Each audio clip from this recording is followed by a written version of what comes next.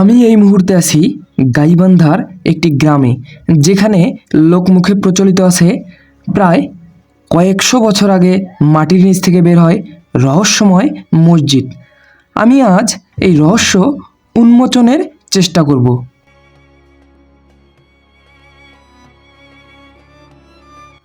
সামনে যে ঈদগাঁও মাঠটি দেখা যাচ্ছে, ওই মাঠের মধ্যে রয়েছে সেই রহস্যে ঘেরা মসজিদ।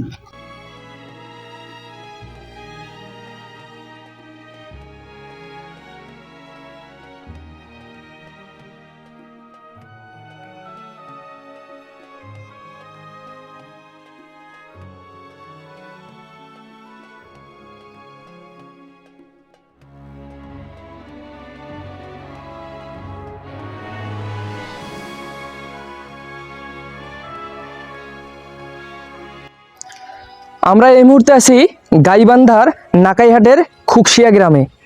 এখানে মাটির নিচ থেকে ওঠা আল্লাহর তরফ থেকে এটি মসজিদ রয়েছে।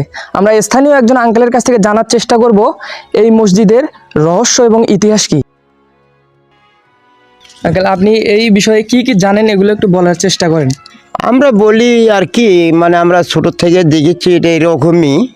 আমরা এখানে ঈদগাহ মাঠ বানাইছি, তা আমরা আবার পাঁচি টাচি দিয়েছি এখানে, ওই জাকজমন্ত মাঠ বলে। আবার এখানে কেউ মানাসিনা করে, রোগ ব্যাধি হলে তাকে ভালো হয়। জি।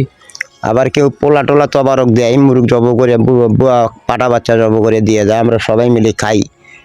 আর ইনশাল্লাহ তো আমরা সব কাজ কমপ্লিট করে ফেলাচ্ছি। এখন একটা রাস্তাঘাটের প্রয়োজন, মেইন রোড থেকে আসার জন্য রাস্তাটা আর কি দরকার। আমাদের রাস্তাটা মাঠত আসার একটু প্রয়োজন, খুব দরকার। এটা রাস্তাটা হলে সমাজের লোক সবাই খুশি হতো।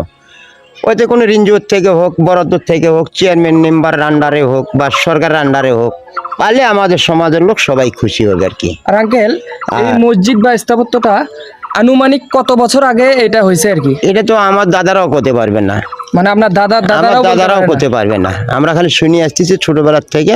আমার দাদারা ছিল যারা, তারও কয় আমরা হয়ানিংকে দেখতেছি। আমার বাপ জ্যাঠর যারা ছিল তারও আসে জিগে এরকম কয় আমরা হয়ানিংকে দেখে এসেছি। এখনো আমরা দেখতেছি এই অবস্থায় আছে, এইরকমই হয়ে আছে। আর প্রথমে খালি কি মসজিদটা উঠছে নাকি এরকম তিনটে মসজিদ উঠছে, মিনার। হ্যাঁ, তিনটে মিনার ছিল। এখানে একটা, এই মাঝখানে একটা, ও পাশে একটা।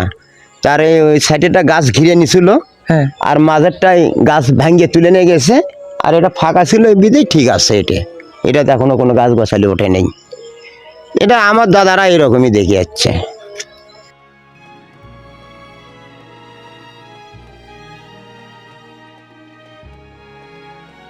লোকমুখে শোনা যায় এ মসজিদে গম্বুজের সংখ্যা ছিল 3টি, কিন্তু কালের বিবর্তনে 2টি গম্বুজের একটি ভেঙে যায় ও আরেকটি বছরের পর বছর বটগাছের বেড়ে ওঠায় গাছের উপরে চলে যায়।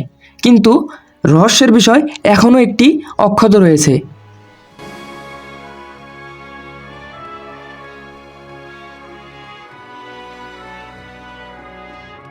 গম্বুজের ঠিক পাশেই রয়েছে একটি ভুতুড়ে টাইপের বটগাছ, যা দেখে যে কোনো মানুষের গা শিউরে উঠবে।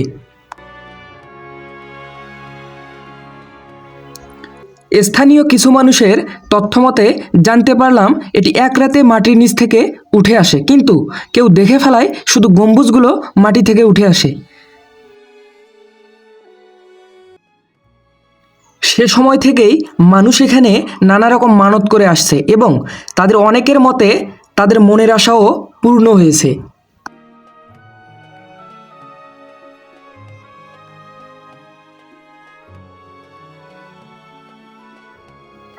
কিন্তু একটি অদ্ভুত বিষয় হলো, স্থানীয় এক চাচা আমাকে ইটগুলোর আকার দেখানোর চেষ্টা করলেন। ইটগুলো বাজারের সাধারণ ইটের তুলনায় বর্গাকার, চিকন এবং পাতলা। আমি হাতে নিয়ে দেখার চেষ্টা করলাম, ইটগুলো সত্যি অনেক পাতলা। দেখুন কিভাবে একটি গম্বুজকে গাছটি উপরে নিয়ে গেছে।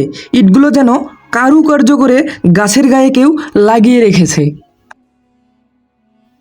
যেন কোনো শিল্পী তার হাতের ছোঁয়ায় ইটগুলোকে গাছের গায়ে একটির পর একটি লাগিয়ে রেখেছে। গাছের গায়ে ইটগুলো যেভাবে সেটে আছে, সত্যি অনেক চিন্তার বিষয়। এটি প্রথমে পুরনো বনঝোপের ভিটাতে ছিল। গ্রামের মানুষ এটিকে ঘিরে ঈদগাহ মাঠ স্থাপন করেছে।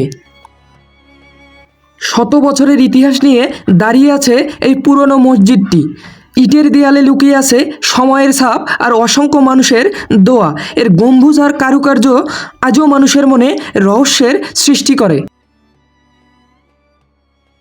এটি দেখার পর আমি হতবাক হয়ে গেলাম। সত্যি কত বছরের পুরনো এই মসজিদটি। প্রত্নতত্ত্ববিদ ছাড়া এটির রহস্য উন্মোচন করা প্রায় অসম্ভব।